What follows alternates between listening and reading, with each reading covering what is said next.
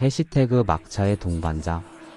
자정이 가까운 지하철역은 형광등이 깜빡거리며 불길한 그림자들을 만들어냈다. 막차 시간이라 승강장에는 나를 포함해 서너 명만이 남아있었다. 퇴근길의 피로가 어깨를 짓눌렀지만 집에 가야 한다는 생각만이 나를 지탱하고 있었다.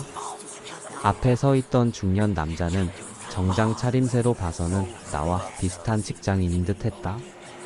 하지만 뭔가 이상했다. 12월의 차가운 지하철역에서 땀을 뻘뻘 흘리고 있었고 계속해서 중얼거리고 있었다. 늦었어? 너무 늦었어?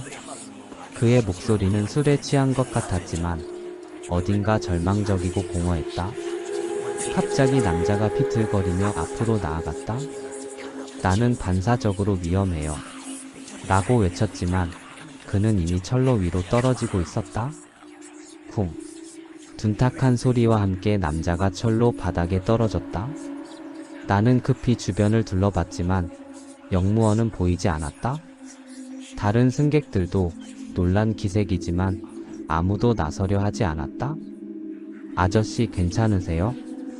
남자는 철로에서 일어나더니 올라오려고 했지만 계속 미끄러졌다. 술에 취해서인지 제대로 힘을 쓰지 못하는 것 같았다. 나는 더 이상 망설일 수 없었다. 무릎을 꿇고 손을 내밀었다. 잡으세요. 남자가 내 손을 잡는 순간 소름이 돋았다. 그의 손은 12월 한겨울보다도 차가웠다. 마치 얼음 덩어리를 만지는 것 같았다. 더 이상했던 것은 그의 표정이었다. 도움을 받는 사람의 표정이 아니었다. 입꼬리가 괴상하게 올라가 있었고 눈동자는 초점이 없었다. 고마워. 정말 고마워. 그의 목소리는 감사하다기보다는 만족스럽다는 느낌이었다. 원거리에서 전철이 다가오는 소리가 들려왔다. 막차였다. 빨리 올라오세요. 하지만 남자는 올라오려 하지 않았다. 오히려 내 손을 더 세게 잡으며 아래로 끌어당기기 시작했다. 전철의 불빛이 터널 끝에서 보이기 시작했다. 헤드라이트가 우리를 비추며 점점 가까워지고 있었다. 뭐 하세요? 빨리. 나는 남자를 끌어올리려 했지만 그는 더욱 강하게 나를 아래로 끌어당겼다. 그 순간 나는 깨달았다. 이 남자는 처음부터 나를 함께 데려가려 했던 것이다. 하하. 함께 가자. 혼자는 무서워. 남자의 웃음소리가 들려왔다. 하지만 그 웃음에서는 기쁨이 아닌 절망만이 느껴졌다. 나는 필사적으로 손을 빼려 했지만 남자의 힘은 점점 강해졌다. 마치 죽음의 간절함이 그에게 초인적인 힘을 주는 것 같았다. 전철 소리가 점점 가까워졌다. 위험해. 갑자기 누군가 나를 뒤에서 잡아 끌었다. 역무원이었다. 그는 강한 힘으로 나를 철로에서 멀리 떨어뜨렸다. 쨍그랑. 전철이 승강장에 들어서며 급제동을 걸었다. 하얀 불꽃이 튀면서 쇳소리가 귀를 찢었다. 나는 벤치에 주저앉으며 숨을 헐떡였다. 손바닥에는 남자의 차가운 체온이 아직도 남아있었다. 정말 위험했습니다. 혹시 많이 취하셨습니까? 역무원이 걱정스러운 표정으로 물었다. 금방 나는 말을 제대로 할 수 없었다. 역무원은 나를 의자에 앉히고는 말을 이어갔다. 얼마 전에도 막차 시간에 직장인이 취해서 떨어졌습니다. 하지만 아무도 알지 못해서 그대로. 역무원의 말이 끝나지 않았지만 나는 알 수 있었다. 그 사람도 전철에 치여 죽었다는 뜻이었다. 전철 문이 열렸다. 막차였다. 나는 멍하니 전철에 올라탔다. 아직도 손에 남아있는 차가운 감촉 때문에 계속 손을 비비고 있었다. 전철이 출발하며 창밖을 바라봤다. 반대편 승강장이 보였다. 그 순간 심장이 멎는 것 같았다. 아까 그 남자가 반대편 승강장에 서 있었다. 멀쩡하게. 그는 나를 똑바로 바라보고 있었다. 입꼬리 여전히 기괴하게 올라가 있었고 눈빛은 원망과 분노로 가득했다. 전철이 속도를 내며 그의 모습이 점점 멀어졌지만 그 시선만은 끝까지 나를 따라왔다. 집에 도착한 후에도 잠이 오지 않았다. 계속해서 의문이 들었다. 그 남자는 정말 떨어진 것일까? 영무원이 말한 얼마 전에 죽은 직장인이 바로 그 남자는 아닐까? 그렇다면 내가 잡은 손은? 하지만 가장 무서운 것은 다른 가능성이었다. 혹시 그 남자가 살아있는 사람이라면? 정말로 동반 자살을 시도한 광인이라면? 그리고 지금도 어디선가 다음 희생자를 기다리고 있다면? 다음 날 아침 나는 그 역을 지나가야 했다. 출근을 위해서였다. 승강장에 서서 기다리는 동안 나는 계속해서 주위를 둘러봤다. 혹시 그 남자가 또 나타나지 않을까 하는 두려움 때문이었다. 전철이 들어왔다. 문이 열리는 순간 나는 전율했다. 전철 안에서 누군가 나를 바라보고 있었다. 어젯밤 그 남자와 똑같은 얼굴로, 똑같은 미소로, 그리고 똑같은 차가운 눈빛으로. 전철 문이 닫혔다. 나는 타지 못했다. 아니, 타지 않았다. 다음 전철까지 기다려야겠다고 생각했지만 과연 다음 전철에는 그가 없을까? 그리고 오늘 밤 막차 시간에는 누가 그의 다음 동반자가 될까? 마이너스. 어떤 진실이 더 무서운가? 죽은 자의 원한인가? 살아있는 자의 관계인가? 그리고 당신이 막차를 기다리고 있다면 혹시 옆에 서 있는 그 사람은 정말 살아있는 걸까? 해시태그 냉장고 속의 아이. 어느 날 학교에선 이런 이야기가 돌고 있었다. 너 그 이야기 아냐? 응. 어떤 애가 엄마를 놀라게 해주려고 냉장고에 숨었대. 그런데 민수의 목소리가 한 톤 낮아졌다. 마치 누군가 듣고 있을까봐 조심스러워하듯이. 그런데 밖에선 열리는 냉장고가 안에선 안 열리는 모양이야. 엄마는 아이가 밖에서 길을 잃은 줄 알고 온 동네를 뒤졌고 결국 냉장고에 갇혀있던 아이는 질식해서 죽었대. 나는 친구가 말도 안 되는 이야기를 한다고 생각했다. 냉장고 안이라도 금방 나올 수 있었을 텐데 그냥 문을 밀면 되는 거 아닌가? 그날 방과 후 친구들과 집에 가는데 강가에 낡은 냉장고가 버려져 있는 걸 보았다. 그 강가는 사람들이 몰래 쓰레기를 버리는 곳으로 유명했다. 녹슨 자전거, 찢어진 소파, 깨진 TV들이 무질서하게 널브러져 있었다.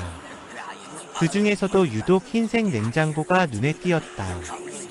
1980년대쯤 만들어진 듯한 투박한 모양이었지만 다른 쓰레기들과 달리 이상하게 깨끗했다. 마치 방금 전에 버려진 것처럼. 냉장고를 보니 문득 민수가 해준 이야기가 생각났다. 정말 냉장고 안의 선문을 열 수 없는지 궁금했다. 야, 진짜 안에서 못 나온다는 거 맞나? 설마 그런 게 어디 있어? 한번 들어가 볼까? 친구들은 말렸지만 호기심이 이겼다. 나는 냉장고 문을 열고 안으로 들어갔다. 생각보다 넓었다. 성인 한 명이 웅크리고 들어갈 정도는 되었다. 문을 닫는 순간 세상이 완전한 어둠으로 바뀌었다. 그리고 안에서 밀어봤다. 문이 열리지 않았다. 야, 문 좀 열어줘. 밖에서 친구들의 웃음소리가 들렸다. 장난인 줄 안 것이다. 진짜야. 안 열려. 목소리의 다급함이 섞이자 친구들이 서둘러 문을 열어줬다. 나는 숨을 헐떡이며 냉장고에서 나왔다. 겨우 30초도 안 되는 시간이었는데 숨이 막힐 것 같았다. 그런데 그때였다. 냉장고에서 나오면서 뒤를 돌아본 순간 냉장고 깊숙한 구석에서 무언가가 반짝이는 걸 봤다. 작고 둥근 것 두 개가. 눈이었다. 누군가의 눈이 나를 바라보고 있었다. 전신에 소름이 돋으며 얼굴이 창백해졌다. 나는 냉장고에서 가장 멀리 떨어진 곳으로 도망쳤다. 야, 왜 그래? 놀란 친구들이 나를 따라왔다. 한참을 달려 강가에서 벗어나서야 나는 숨을 고르며 말했다. 이상해. 너희 못 봤냐? 냉장고에 나 말고 한 명 더 있었어. 뭔 소리야? 넌 혼자 들어갔잖아. 아니야. 분명히 봤어. 구석에서 누군가 나를 보고 있었다고. 친구들은 내가 겁에 질려서 헛것을 본 거라고 했다. 하지만 나는 확신했다. 분명히 봤다. 그 작고 슬픈 눈동자를. 집에 돌아와서도 그 생각뿐이었다. 밤이 되어서야 용기를 내어 인터넷을 검색해봤다. 냉장고 사고 질식사 어린이라는 키워드로. 그리고 찾아낸 기사에서 온몸이 얼어붙었다. 7세 아동 버려진 냉장고에서 질식사 발견. 3일 전 실종신고 접수. 강가 폐기물 처리장에서 발견. 경찰 냉장고 내부 잠금 장치로 인한 사고로 추정. 기사 속 사진을 본 순간 심장이 멈출 뻔했다. 그 흰색 냉장고였다. 내가 들어갔던 바로 그 냉장고. 그리고 사망한 아이의 사진이 있었다. 7살 박진우. 큰 눈동자가 특징적인 순수해 보이는 얼굴이었다. 바로 내가 냉장고 안에서 본 그 눈동자와 똑같은. 기사를 자세히 읽어보니 더욱 소름 끼쳤다. 아이는 3일 전에 실종되었고 바로 어제 냉장고에서 발견되었다는 것이다. 그런데 이상했다. 내가 냉장고에 들어간 건 오늘 오후였다. 아이가 발견된 건 어제다. 그럼 오늘 그 냉장고는 비어 있었어야 했다. 그럼 내가 본 건 뭐였을까? 그날 밤부터 이상한 꿈을 꾸기 시작했다. 하얀 냉장고 안에서 작은 아이가 문을 두드리며 울고 있는 꿈이었다. 도와줘. 춥고 어둡고 무서워. 아이는 계속 울었다. 새벽까지. 그 다음날 그리고 그 다음날도 똑같은 꿈이 계속되었다. 매일 밤 그 아이는 냉장고 안에서 울고 있었다. 일주일이 지나고 견디다 못해 다시 그 강가로 갔다. 냉장고는 여전히 그 자리에 있었다. 하지만 뭔가 달랐다. 냉장고 문에 조그만 손자국들이 잔뜩 남아 있었다. 안에서 밖으로 밀어낸 흔적들이. 그리고 냉장고 바닥에는 작은 손톱 자국들이 깊게 패여 있었다. 마지막 순간까지 살려고 발버둥친 흔적들이었다. 나는 그제야 깨달았다. 그 아이는 아직도 거기 있다는 것을. 죽어서도 그 좁고 어두운 공간에 갇혀 있다는 것을. 그리고 나를 통해 자신의 이야기를 알리고 싶어 한다는 것을. 나는 냉장고 앞에 무릎을 꿇고 작은 목소리로 말했다. 진우야, 이제 그만 나와도 돼. 모든 사람들이 너에 대해 알고 있어. 그날 밤부터 꿈은 멈췄다. 하지만 때때로 밤늦게 집 앞을 지날 때면 어디선가 아이의 울음소리가 들리는 듯하다. 그리고 마트에서 냉장고 코너를 지날 때마다 유독 하얀 냉장고들이 눈에 띈다. 그 안에서 누군가 나를 보고 있는 것 같은 느낌이 들면서 어쩌면 진우만이 아닐지도 모른다는 생각이 든다. 어쩌면 더 많은 아이들이, 더 많은 냉장고들이. 그래서 나는 더 이상 냉장고 문을 함부로 열지 않는다. 혹시나 그 안에서 누군가 나를 기다리고 있을지도 모르니까.